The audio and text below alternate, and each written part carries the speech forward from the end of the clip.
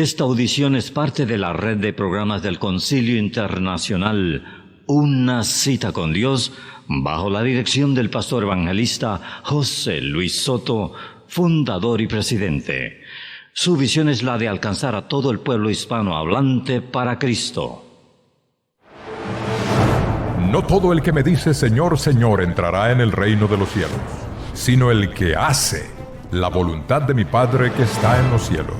Mateo 7:21.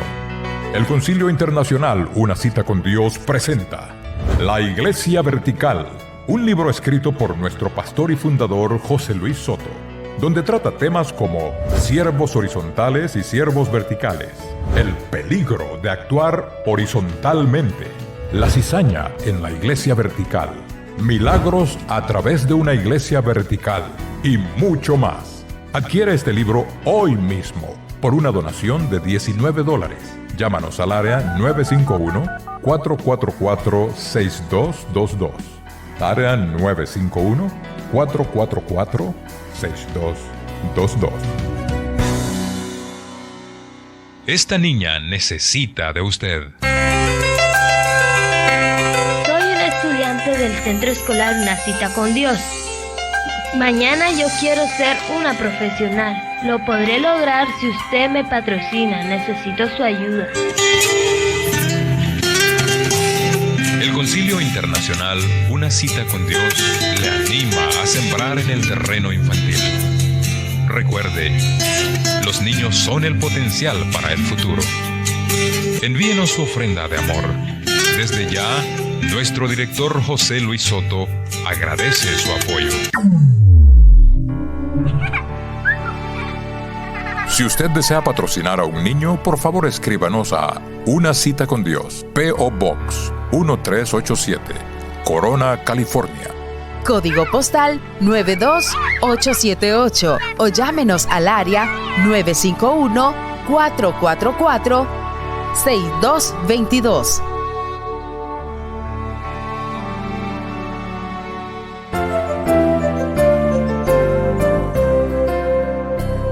A continuación, su segmento Buzón de Preguntas.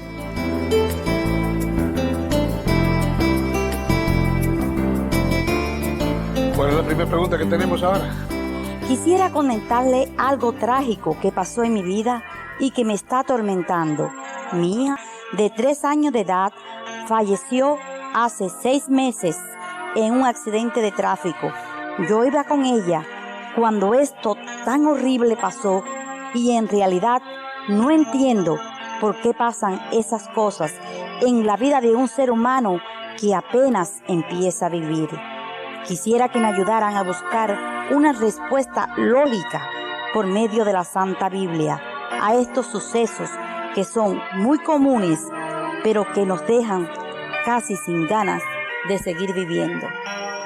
Gloria a Dios. Primeramente, doy gracias a la hermana por participar en Buzón de Preguntas y permítame hacer llegar a usted, en nombre de Carmita y mío, aunque ya eso pasó hace tiempo, nuestro sentimiento de simpatía y nuestra palabra de que comprendemos y entendemos su dolor.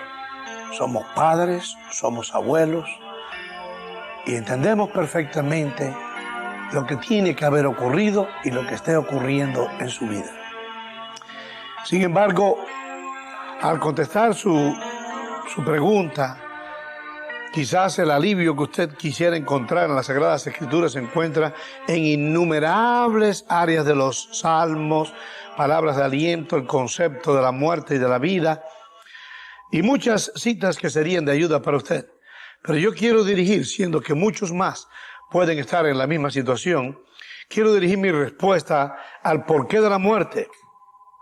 ¿Por qué muere un niño de 3 años o acabado de nacer o un adulto, etcétera? No se sienta mal al esbozar esa pregunta. Yo también cuestionaba y recuerdo que antes de conocer a Jesucristo como mi Salvador personal, en un hospital un día allá en mi tierra natal, Cuba, en La Habana, llegaron una parejita de jóvenes predicando a Cristo. Y yo precisamente al enfrentarme, les dije que yo no creía que hubiera Dios que atendiera a la humanidad. Porque si Dios existía, ¿Cómo es posible que entonces él fuera testigo y viera, sin usar su poder para defenderlos, a un niño morir ante las ruedas de un automóvil o morir de una mala enfermedad o por un accidente? Si Dios se complacía en eso, ¿qué clase de Dios era ese? Este es su servidor, esbozó esas preguntas y discutí tanto que a los jóvenes aquellos, como no parece que eran muy fuertes en el Evangelio, yo creo que ellos salieron confundidos también de si Dios era bueno o era malo. Tenemos que entender el concepto cuando aquello que yo no entendía. ¿Por qué entró la muerte a la raza humana? Sabemos que nuestros primeros padres, Adán y Eva, en el jardín del Edén, tuvieron una condición puesta por Dios por su libre albedrío que tenían. Ellos violaron esa condición de que no participaran del árbol del bien y el mal. Desobedecieron a Dios, obedecieron a Satanás, y luego vino la herencia de la desobediencia, que fue la muerte. Porque Dios había dicho, el día que comieres de ese árbol, de cierto, morirás. Entró la muerte al hombre. ¿A quiénes? A todos. Cuando entró a la raza humana, lo mismo entró la muerte para el que acaba de nacer, que para el que está en el vientre, que para el que tiene 50 años, o 3 años como en este caso, o 18 años, etcétera, etcétera. La muerte entró a la raza humana por consecuencia o por resultado del pecado. En Santiago, la palabra de Dios nos dice, estaba marcando aquí, en Santiago, el capítulo 1 y versículo 15, nos da un concepto del proceso que hizo entrar la muerte. Dice en el versículo 15, entonces la concupiscencia, después que ha concebido, da a luz el pecado. Y el pecado, siendo consumado, da a luz la muerte. Esto fue exactamente lo que ocurrió en el jardín del Edén. Eva, negociando con Satanás, vino la ambición, ¿no? A decir el diablo, bien sabe Dios que ustedes van a ser iguales que él. Y eso la llevó a la concupiscencia. La concupiscencia de su ambición dio resultado, dio a luz que el pecado al tomar el fruto y consumarlo, aunque no es el tema, quiero aprovechar para decir que Dios no condena el pecado que no es consumado. Algunos dicen que, dice que si tu ojo, que solamente con el pensamiento se peca, sí, el Señor Jesucristo dijo eso para revelar nuestra condición de pecadores delante de Él, pero no que Dios castiga el pecado que no ha sido consumado. Cuando el pecado es consumado, entonces Dios lo castiga y dice, y siendo el pecado siendo consumado, da a luz la muerte. Entonces entró la muerte por consecuencia del hombre. A toda su prole, pequeña, grande, mediana, a todo mundo, entró el pecado. Luego entonces, ¿qué acerca de un niño, como en el caso de esta niñita de 3 añitos? Vamos a ver cuál es el concepto, pese a que entró a la muerte a todas las edades, cuál es el concepto de Dios para con los niños, aunque sufran la muerte. La palabra de Dios nos revela que de los niños es el reino de los cielos. Si su niñita murió, su alma automáticamente fue al reino de los cielos y nadie la puede mover de ahí. ¿Por qué? Porque el estado de inocencia de una criatura lo exonera de la condenación del pecado, de que tenga que arrepentirse porque no razona, no entiende, no intelige que es pecado un niño de esa edad. Entonces, ese niñito, Dios le da en esa edad de la inocencia la oportunidad de que el reino de los cielos sea de ellos. Y si mueren, vayan a su presencia sin necesidad de ningún arrepentimiento ni práctica. La religión enseña que el niño tiene que bautizarse, etc. Eso es falso, la Biblia no enseña eso. En la Biblia no hay ningún niño bautizado. Porque el bautismo representa morir a la naturaleza anterior del primer Adán y voluntariamente confesar, soy pecador, recibo a Jesucristo, y entonces ser bautizado para morir simbólicamente a aquella primera naturaleza y levantarse conforme a la segunda naturaleza de Jesucristo, que es el segundo Adán. Un niño no entiende eso, no lo intelige. Y El bautismo en Romanos capítulo 6, versículos 3 y 4, y hemos hablado alguna otra vez de esto, revela que eso representa morir a lo que éramos para resucitar conforme a la naturaleza de segunda Adán. Y es ahí cuando el Espíritu Santo comienza a operar en nosotros el nuevo nacimiento. Es paulatino, progresivo, a medida que nosotros nos vamos entregando al Señor. Cuando el Espíritu Santo pone algo en nuestra conciencia, nos arrepentimos, nos apartamos de ello, la santidad se va efectuando y vamos creciendo a la imagen de Jesucristo. Eso es nacer de nuevo. Ahora, regresando al niño, el estado de inocencia del niño lo justifica como justificaba la inocencia en que vivían en la primera dispensación Adán y Eva, que estaban encueraditos allí, estaban delante de Dios muy sabrosos ellos, gobernando, sin reconocimiento y sin conciencia de pecado. Por eso en la inocencia no eran castigados por nada, sino hasta que después que concibieron el pecado y dio a luz la muerte. Como el niño en su inocencia no puede inteligir eso, si muere un niño o una niña, aunque los padres sean ateos, ese niño va a la presencia de Dios. Luego el bautizo efectuado y practicado en los niños no tiene valor ninguno.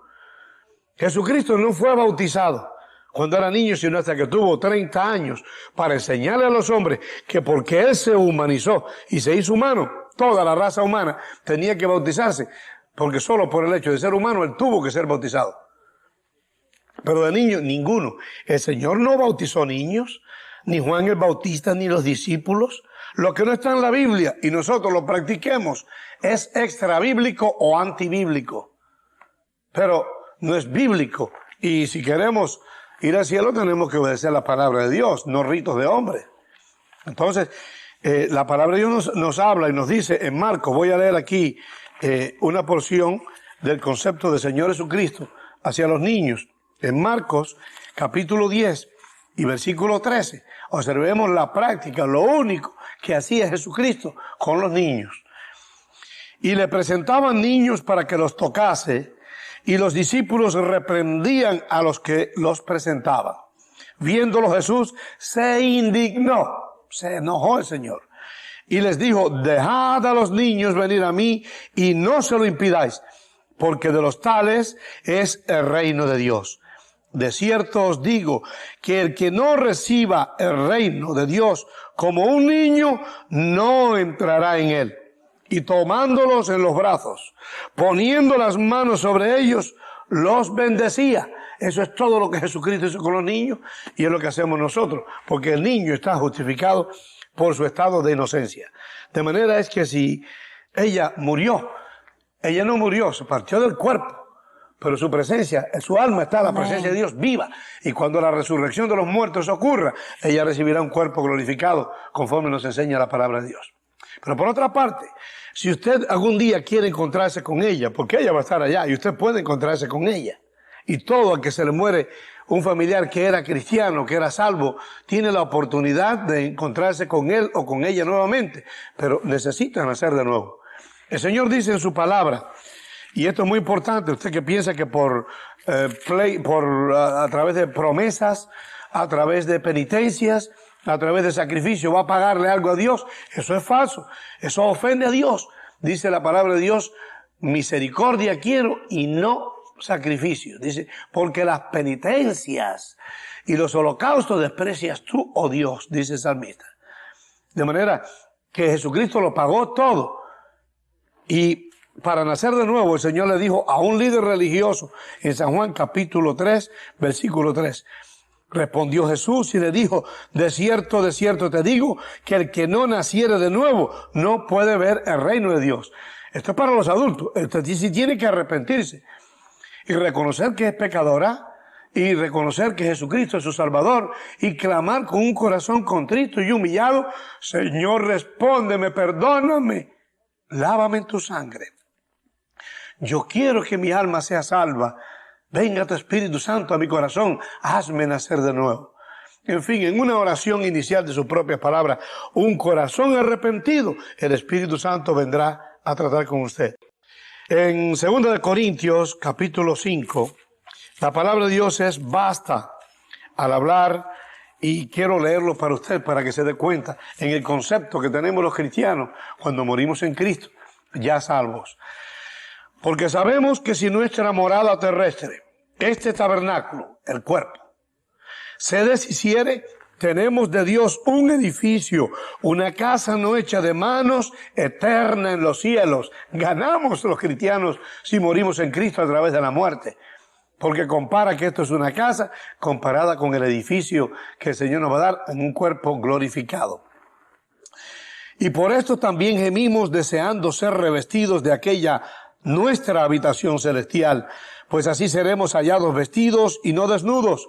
Porque asimismo, los que estamos en este tabernáculo, gemimos con angustia, porque no quisiéramos ser desnudados, sino revestidos, para que lo mortal sea absorbido por la vida.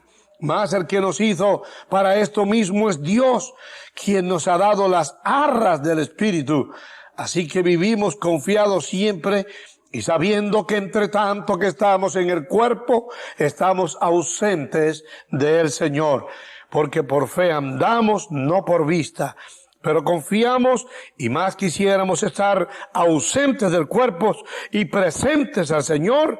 Por tanto procuramos también, o ausentes o presentes, serle agradables.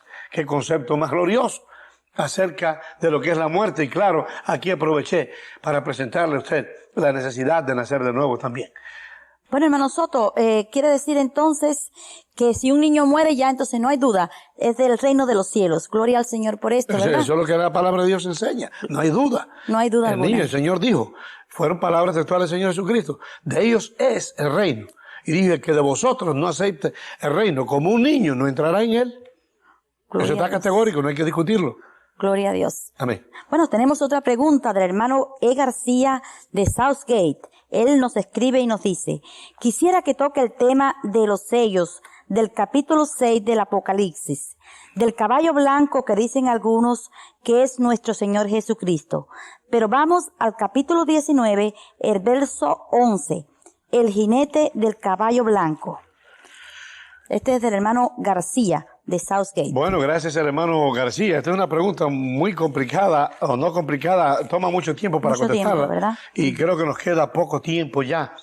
Pero vamos a la cita que él habla y habló de los sellos, ¿no?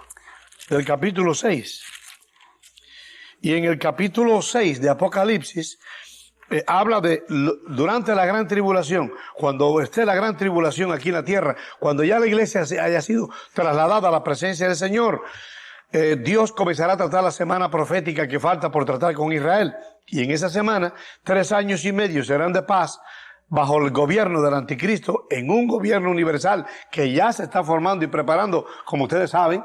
Y entonces, durante esa gran tribulación, primero viene un espacio de tiempo de juicios de los jinetes que vienen. Y después, cuando se abren los sellos, que cae juicio por la palabra de Dios. En el capítulo 6 habla del primer sello, segundo sello, tercer sello, cuarto sello, quinto y sexto sello. Todos son juicios durante la gran tribulación. En uno de ellos, voy a hablar aquí. En el verso 2. Voy a leer el versículo 2, sí. Y miré y he aquí un caballo blanco, y el que lo montaba tenía un arco y le fue dada una corona y salió venciendo. El primer sello. Segundo, cuando abrió el segundo sello, oí al segundo ser viviente que decía, ven y mira. Y salió otro caballo bermejo, y al que lo montaba le fue dado poder de quitar de la tierra la paz, y que se matasen unos a otros, y se le dio una gran espada. Esto todo durante la gran tribulación que viene pronto. Comienza el tercer sello, el cuarto, quinto y sexto, ¿no? Que habla, por ejemplo, el cuarto sello. Dice, y le fue dada potestad sobre la cuarta parte de la tierra para matar con espada, con hambre, con mortandad y con las fieras de la tierra. Juicio de Dios. Y continúa diciendo, si gusta lea todo el capítulo 6, 7 y 8 de Apocalipsis. Se abren los 6 sellos, que es de juicio durante la gran tribulación. Y después en el capítulo 8 continúa el séptimo sello, que es el último sello, del cual no se le revela y no se le permite al apóstol Juan en la isla de Patmos escribirlo, sino que se le dice, séllalo y déjalo quieto, no lo comentes, a pesar que él lo vio. Por lo tanto, estos 6 sellos son de juicio durante la gran tribulación. En el capítulo 19, dijo versículo 11, ¿no? Versículo 11. Entonces vi el cielo abierto y he aquí un caballo blanco, y el que lo montaba se llamaba Fiel y Verdadero, y con justicia juzga y pelea. Sus ojos eran como llama de fuego, y había en su cabeza muchas diademas, y tenía un nombre escrito que ninguno conocía sino él mismo. Estaba vestido de ropa teñida en sangre, y su nombre es el Verbo de Dios. Esto es Jesucristo. Y los ejércitos celestiales, vestidos de lino finísimo, blanco y limpio, le seguían en caballos blancos. De su boca sale una espada aguda para herir con ella a las naciones. Y él las regirá con vara de hierro, y él pisa el lagar del vino, el furor de la ira del Dios Todopoderoso. Y en su vestidura y en su muslo tiene escrito este nombre: Rey de Reyes y Señor de Señores. Esto es Jesucristo. Cuando venga después de la gran tribulación, terminando toda la gran tribulación, los 3 años y medio últimos, que son puros juicios, y léanlo todos ustedes, los que puedan, en Apocalipsis. Lea todo el libro de Apocalipsis también, para que se alimenten de lo que la palabra de Dios nos notifica que ha de ocurrir. Pero después culmina durante la batalla de Armagedón, que todos los ejércitos de la tierra se van a hacer el colapso ahí en el valle de Megiddo, en Israel. Entonces ahí va a venir el gran fatídico momento, y esa batalla de Armagedón la va a terminar el Señor Jesucristo cuando venga en gloria. Por lo tanto, lo que nosotros tenemos que estar, Carmita, es preparados para que antes que eso nos vayamos con el Señor. Amén. En realidad, aunque queremos conocerlo, no interesa lo que pase en la gran tribulación. Lo importante es que usted sea salvo hoy. Ahí donde estás, para que estés levantado por el poder del Espíritu Santo, cuando Cristo llame a su iglesia, arrepiéntete y acepta a Jesucristo como tu Salvador personal. Y dile: Señor, me arrepiento, reconozco que soy pecador, salva mi alma, perdóname de todos mis pecados, lléname de tu Espíritu Santo. Yo no quiero que mi alma se vaya al infierno. Yo no quiero tampoco sufrir esos juicios. Yo quiero, Señor, conocerte hoy como mi Salvador personal. El Señor quiere salvar tu alma, que estés preparado para el encuentro con Él. Lo que viene sobre la faz de la tierra es fatídico, pero los que aceptan a Jesús como su Salvador personal, de nada tienen que temer. El Señor te llama hoy y te dice: hijo mío, dame tu corazón, y Él quiere darte la salvación de tu alma. Que el Señor te bendiga.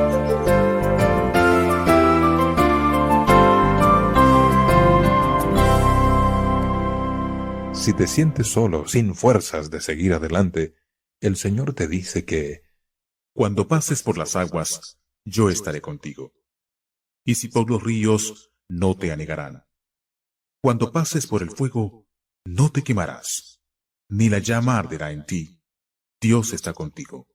Él te quiere ayudar. Él es nuestro amparo y fortaleza, nuestro pronto auxilio en las tribulaciones. Amén.